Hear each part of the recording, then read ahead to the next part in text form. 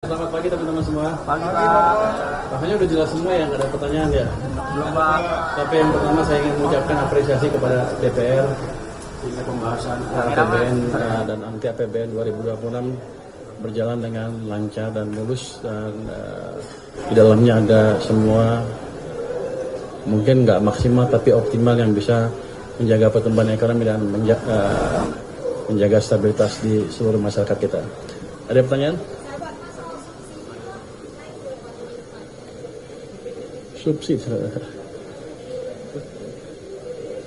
Subsidi saya lupa angkanya, tapi berapa? Naik nggak dibanding tahun lalu, tapi yang jelas masih ada, masih cukup banyak dan cukup besar. Soal peta jalan yang tadi diberikan Pak Said, gimana sih Pak soal peta jalan pengelolaan utang dan kemudian jatuh tempo utang di tahun ini berapa ya Pak? Oh, kalau kita lihat kan ada yang dari Demokrat kalau nggak salah bilang kan harus di manage secara countercyclical. Artinya antara lain dia bilang harus di manage secara bijak dan countercyclical dalam pengertian gini. Kalau ekonominya kekencengan ya nggak usah kebanyakan utangnya. Tapi kalau ekonomi butuh stimulus ya kita kasih stimulus dari ekonomi dan mungkin dalam hal itu akan harus menambah utang. Jadi itu utamanya. Jadi batas-batas utang itu harusnya nggak rigid, tapi tergantung pada kondisi ekonomi.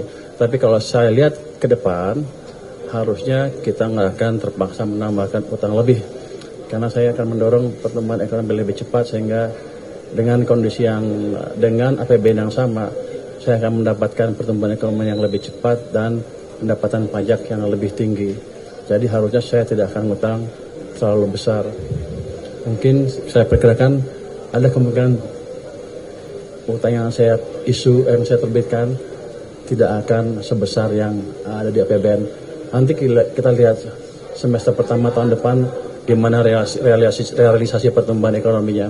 Saya pikir dengan memanage uang yang betul, yang baik, di mana uang pemerintah tidak mengganggu ekonomi, itu aja udah tambahan sedikit yang signifikan ke pertumbuhan ekonomi dan otomatis ke pendapatan pajak kita. Kalau saya nggak salah hitung, setiap tumbuh 1%, tambahan tumbuh 1% ekonomi, saya dapat tambahan income sekitar 220 triliun atau lebih. Jadi itu yang kita kejar. Kalau tambah 0,5%, income saya tambah 110 triliun. Jadi itu yang kita kejar nanti. Maaf ya, belum Pak.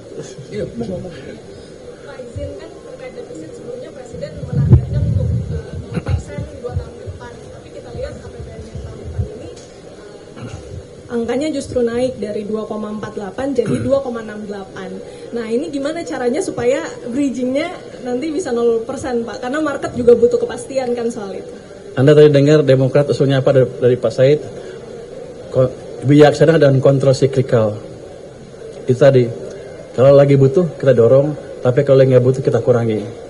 Kalau seperti sekarang, keadaan seperti sekarang, saya potong semua. Let's say belanja daerah nggak saya tambah, yang lainnya saya potong. Ketika ekonomi lagi melambat, akibatnya apa? Anda udah lihat kan beberapa minggu yang lalu ada yang mau besar-besaran. Anda mau itu? Jadi si pemerintah harus memikirkan itu juga. SNP dan lain-lain.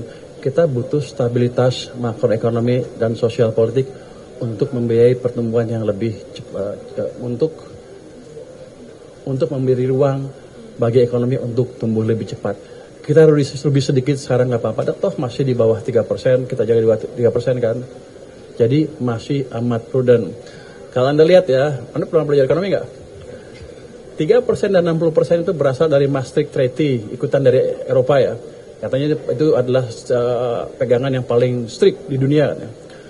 Rasio utang ke PDB nggak boleh dari 60%, rasio defisit ke PDB setiap tahun nggak boleh di atas 3%. Kita masih memegang itu dengan baik sekali walaupun keadaan seperti sekarang ya dengan masukan Pak Said dan Pak Yadi juga seperti itu. Kalau Anda bandingkan dengan Eropa gimana? Jerman aja udah hampir 100% ke PDB. Amerika 120% lebih, Jepang 250% katanya. Kita amat prudent. Jadi kalau nanti ada rating agensi yang mempertanyakan itu, suruh bandingkan negara-negara yang lain yang maju yang jadi acuan dia. Habis itu suruh bawa cermin. Tapi target 0%-nya Pak? Ya. Gimana? Tapi kalau target 0% yang diarahkan Presiden itu cara bridging supaya... Kita lihat keadaan, kalau mungkin ya mungkin. Saya sedang mencoba mengefisienkan, mengefektifkan pajak dan lain-lain dalam 1 tahun ke depan. Penggelapan segala macam akan kita coba hilangkan dengan secara signifikan. Nanti kita lihat berapa langkah. Kalau udah efisien benar, berapa sih pendapatan pajak kita? Kamu bayar pajak nggak? Bayar, bagus. Jadi gitu. Jadi rencana itu kan rencana. Kalau nggak bisa dijalankan 1 tahun ya nggak apa-apa. Kita geser pelan-pelan. Tapi kita jelas arah kita menuju ke sana. Tapi kalau meleset dikit ya nggak apa-apa. Kenapa? Lihat tuh negara-negara dunia lain semuanya lagi susah kan? Memang kita mau beda sendiri terus hancur. Anda maunya apa? Kalau Anda pilih apa? Nah gitu kan. Jadi harus dukung ya. Just kidding. Silahkan Pak, mau ngapain Pak? Boleh ngomong gitu. Pak Purbaya, Stefano dari Reuters Pak. Oh Anda di mana-mana ya? Kerja Pak. Pak Di istana, di Forcam di sini. Reuters ya? Bapak di mana-mana juga kan? Saya juga di mana-mana juga. Oh gitu ya. Pak, ada 2 pertanyaan Pak. Pertama, Bapak bilang kan ada peningkatan di TKD ya Pak untuk menjaga stabilitas, tapi itu kan tetap lebih rendah dari 2025. Ada upaya lain nggak Pak untuk tetap mereka merasakan hal yang sama seperti sebelum-sebelumnya supaya stabilitas tetap terjaga? Itu yang pertama Pak. Yang kedua satu aja, Pak, yang terakhir Pak. Satu aja. Nanti gue lupa. Ya udah, satu dulu Pak. Ini ada hal yang mungkin belum disadari oleh teman-teman semua. TKD turun, tapi belanja ke daerahnya nggak turun, naik. Jadi dialihkan ke program pemerintah pusat yang dibelanjakan di daerah. Tugas perbantuan, ya. Tugas perbantuan namanya. Itu totalnya mencapai 1.300 triliun dibanding tahun lalu berapa? 1.300. Tahun lalu berapa? Nah, tahun lalu 900, sekarang 1.367. Jadi naiknya 400 triliun sebetulnya secara total di daerah nggak kurang.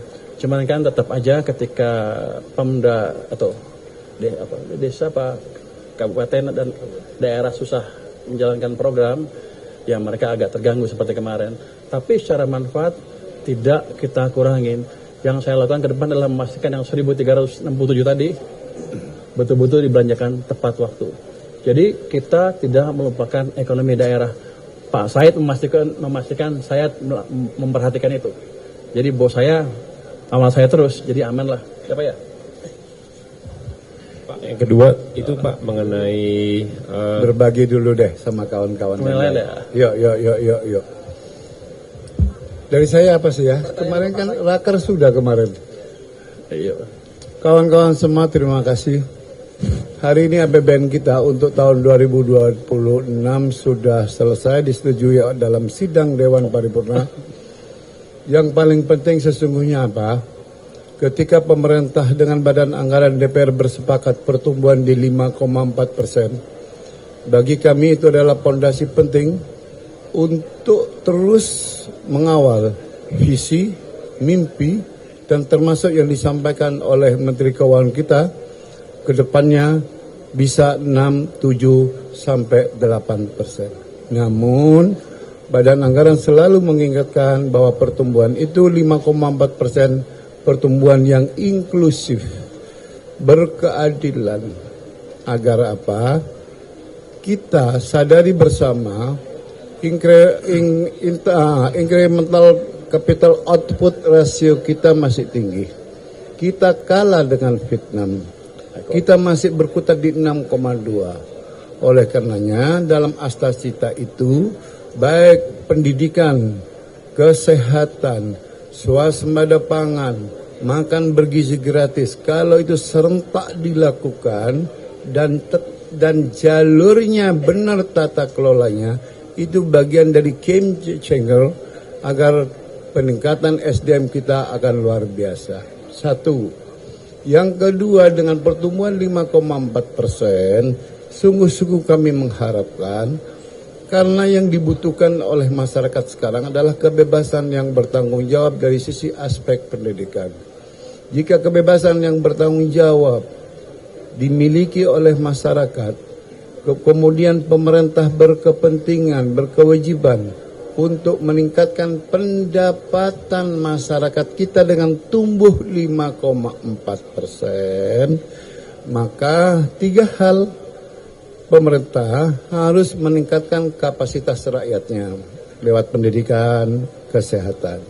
Sehingga rakyat bisa melakukan sesuatu, kata Amartya Sen, kemudian menjadi sesuatu, melakukan sesuatu, dan mendapatkan kehormatan. Inilah nilai tertinggi yang akan didapat oleh masyarakat dalam konteks kita berbangsa dan bernegara yang dibungkus oleh APBN kita untuk tahun 2026. Hasanah kata, wabillahi taufiq wal hidayah. Wassalamualaikum warahmatullahi wabarakatuh.